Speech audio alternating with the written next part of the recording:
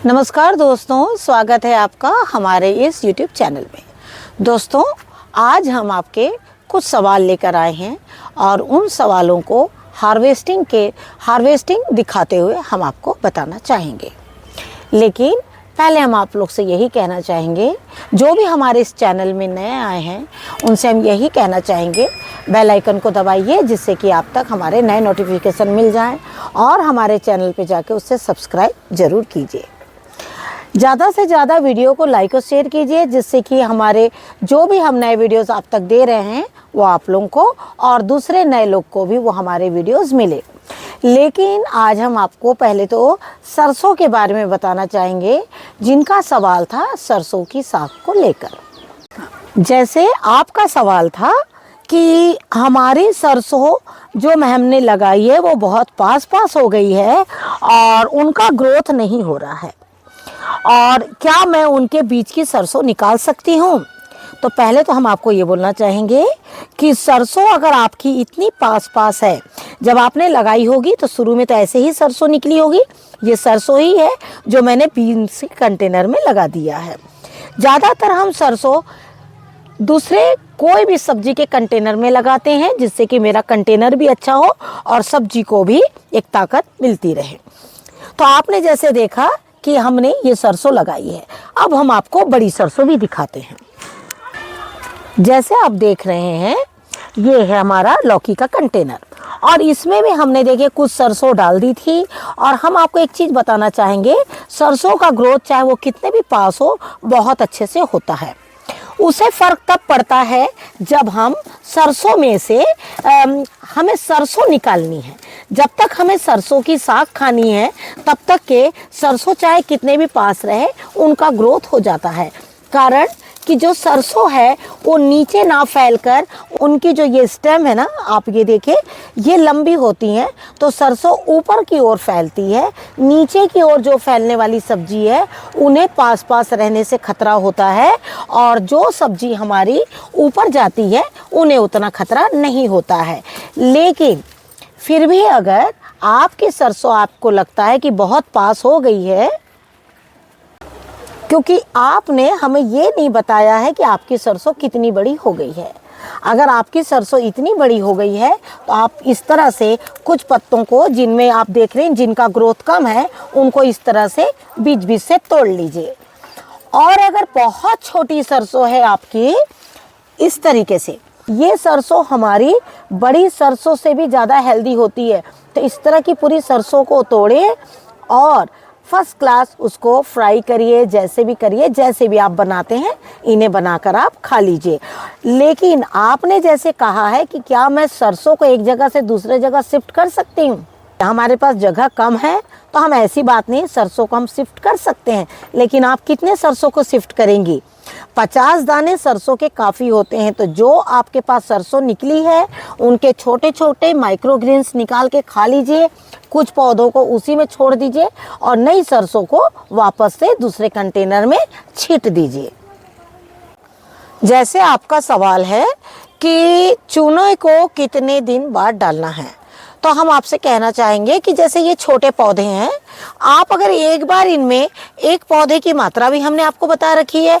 जैसे आपका ये एक पौधा है टमाटर का, तो आपको इसमें एक देसी चना के बराबर डालना है। लेकिन इसमें जैसे 3-4 पौधे हैं तो आपको एक बड़े काबुली चने के बराबर इतना चूना, यानी 1 टीस्पून चूना जो है इस तरीके से डालना है।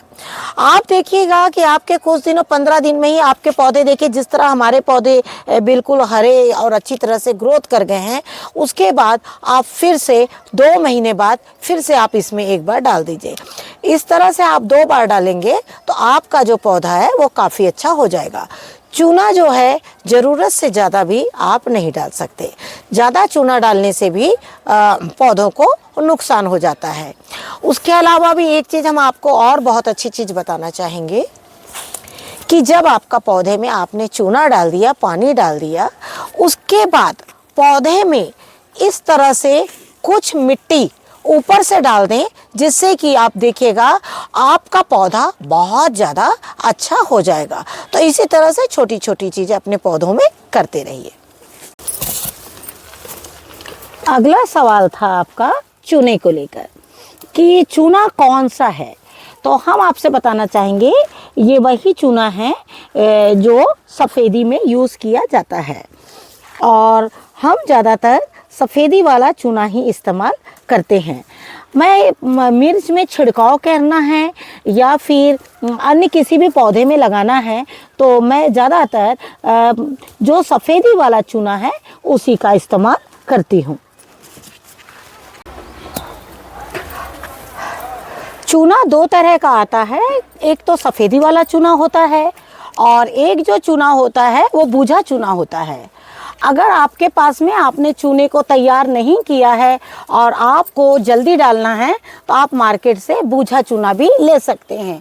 बूझा चूना लेने से आपको 1-2 दिन ही भिगाना पड़ेगा, लेकिन जो सफ़ेदी वाला चूना है इसे भिगाकर मैं कम से कम 15 दिन तक के रखती हूँ, और उसके बाद अपने टमाटर के पौधे हो, मिर्च के पौधे हो या कोई फल हो, उन सभी में मैं इस तरह से ही चूना डालती हूँ। जैसे कि हम सभी जानते हैं कि ठंड के दिनों में खीरे जो है बहुत कम होते हैं, लेकिन शायद ये बहुत अच्छा बीज है और इसे एक बहुत अच्छी खाद मिलने की वजह से लगातार आप देखिए कि किस तरह से खीरे जो हैं वो लग रहे हैं। इसके पहले भी हमने आप लोगों को खीरे की हार्वेस्टिंग बताई है।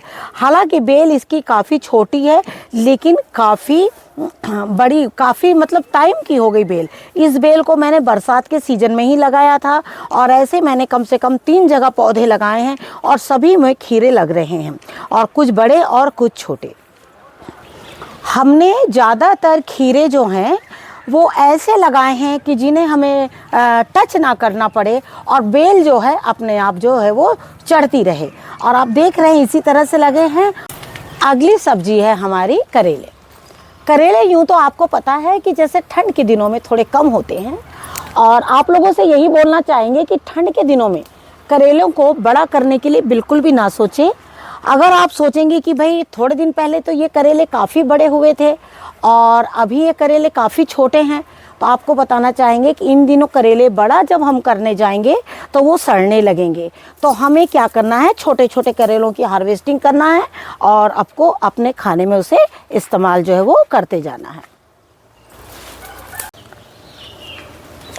आज हम हार्वेस्टिंग के माध्यम से एक सीड लगाना आपको बताएंगे।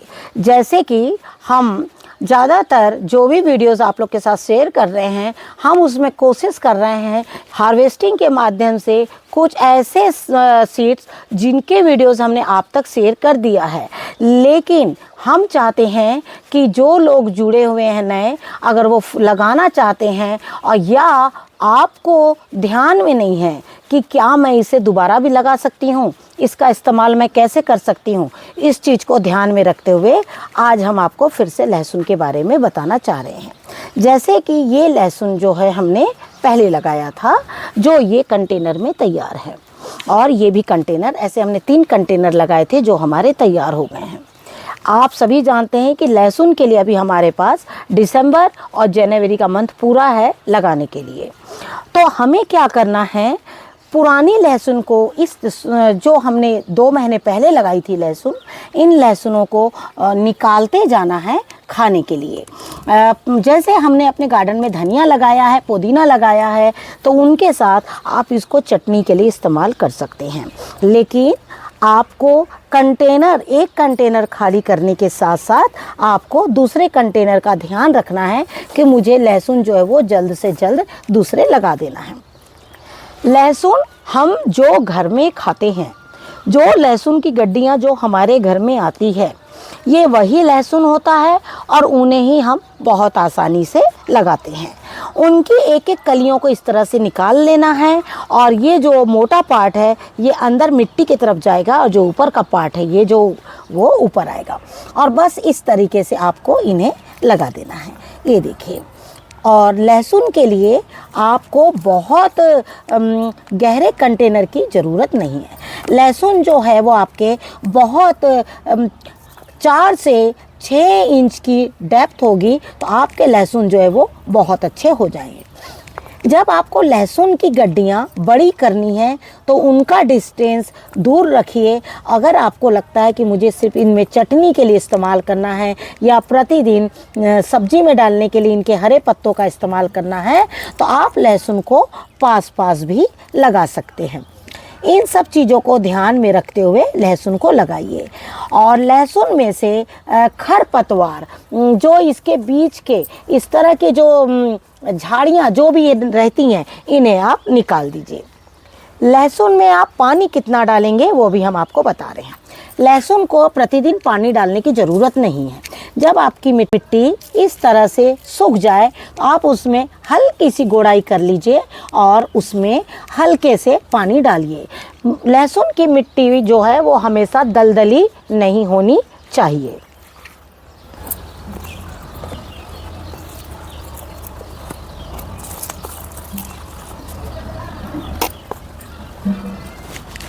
तो जैसे आपने देखा कि हमने लहसुन लगा दिया। मिट्टी आपने देखी हमारी गीली मिट्टी थी। अब इसके ऊपर हम मिट्टी डाल देंगे और मिट्टी डालने के बाद अब आपको इसमें पानी नहीं डालना है, कारण मिट्टी इसकी काफ़ी गीली है। और इसी तरीके से जब तक इसमें अंकुरण ना हो जाए आपको इसमें पानी डालने की ज़रूरत जो है वो बिल्कुल नहीं है। जैसे हमने आपसे कहा है कि लहसुन में ऐसे भी पानी जो है बहुत ज़्यादा नहीं डाला जाता। इसके कंटेनर का ड्रेनेज हमेशा अच्छा होना चाहिए। ये है हमारा सहतूत का पौधा और इसमें सहतूत प्रतिदिन काफ़ी लगते हैं, लेकिन गौरैया जो है इन्हें भी बहुत कम छोड़ती है। लेकिन शायद अगर इसका भी अगर बहुत ज़्यादा जब ये फलने लगेंगे तो शायद जो चेरी की तरह ये भी हमें खाने मिल जाएंगे। और एक चीज़ सहतूत के बारे में बताना चाहेंगे आप लोगों को कि सहतूत के पौधे में मिट्टी भी ज़्यादा चाहिए। मिट्टी ज़्यादा का मतलब है इसे कंटेनर, बहुत छोटा कंटेनर नहीं चाहिए। इसके मिट्टी में हमेशा आपको पानी डालते रहना है और खाद और पानी दोनों चीज़ बराबर देना है, नहीं तो सहतूत जो है वो बहुत कम लग पाते हैं और उनका कलर भी बहुत कम काला हो पाता है। हमारे पौधे में जैसे ही ये काला कलर होता है तो जो पक्षी है वो आके इन्हें चुग लेते हैं।